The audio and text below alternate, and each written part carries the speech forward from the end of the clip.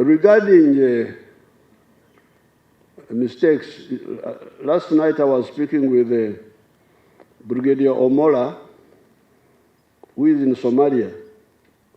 Actually, those boys initially did well because the 3 vehicles which were full of explosives were all blasted at the gate.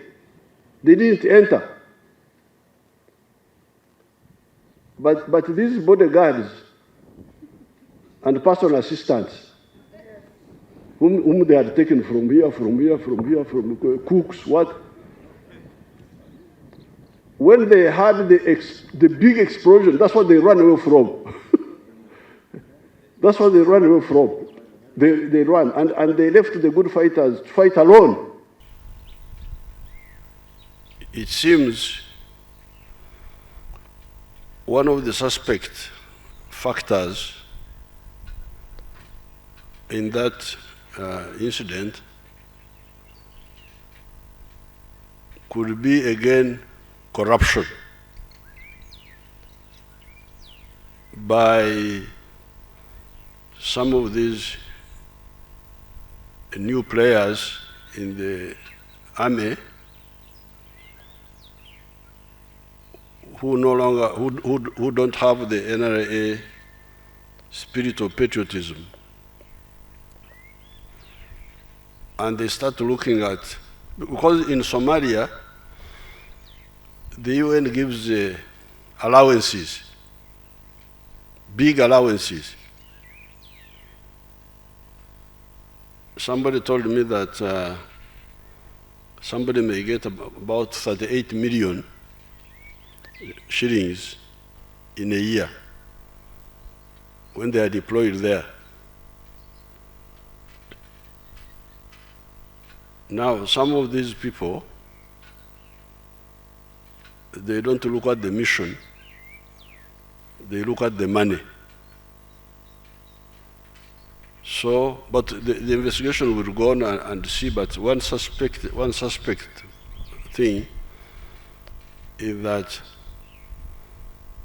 because Somalia is a very dangerous place, if you go there like that, you'll end up with a bad situation for yourself.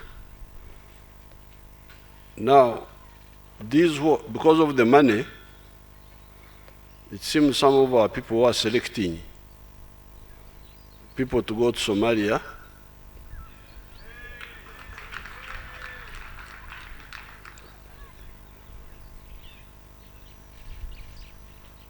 they don't do what we were doing at the beginning, apparently. I was not following. Because in the beginning, we would get combat units, brigade, this. It goes as a brigade and does the work. That's how they defeated Al-Shabaab in all those areas, in Mogadishu and all over. We've never had any big problem with Al-Shabaab because we are very capable. So they go as a fighting unit. But it seems at some stage, some of the people who organize, they put these bodyguards, secretary, I don't know what do you call them, these who are around here, personal assistant, I don't know what. They put their names there, create sort of ad hoc, instead of having integral units, they create ad hoc groups made of bodyguards, made of what? People from cooks.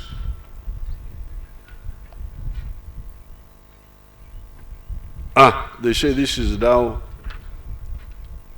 I think that battalion was called Zulu, it is Battalion Zulu. Now, these people, because Al-Shabaab was very weak, had been weakened, it has not been attacking for a long time, and they couldn't attack a defense of NRA, of UPDF. It is suicidal. But because of that problem of sending welfare cases on a combat mission, we suspect that could be one of the problems. Of course, there can also be other problems, like because the attack started at what you call in your English way 10 past 5, when it was still dark. Now, if people are not well prepared, fighting in the dark can also be another problem. They can just panic for no reason. And yet, there is a way we fight in the dark, it's a well-known way. But Al-Shabaab will pay.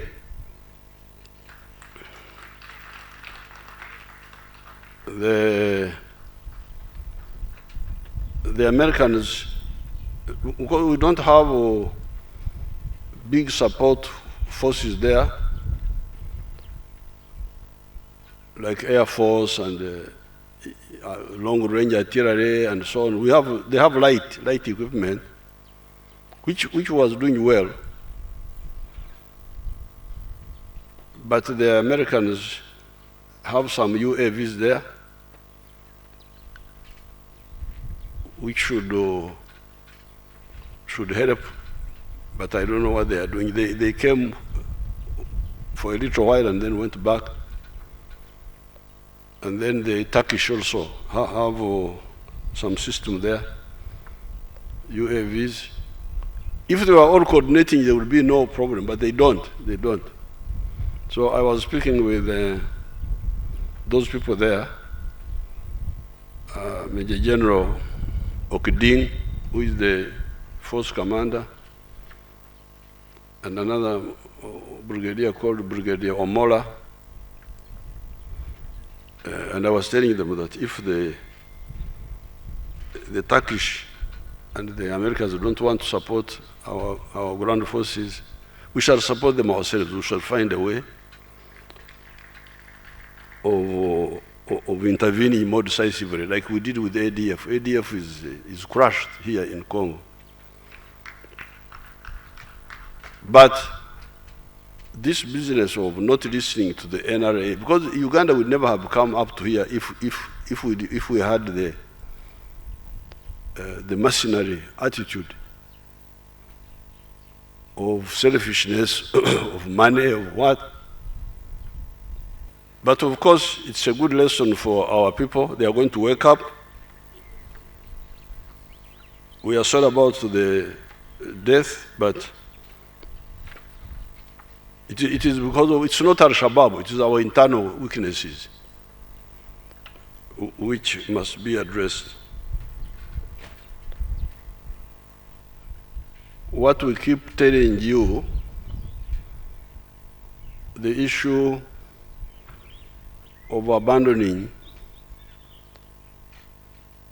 the line of the NRA, the National Resistance Army, is the one which causes all these unnecessary delays and in some cases setbacks.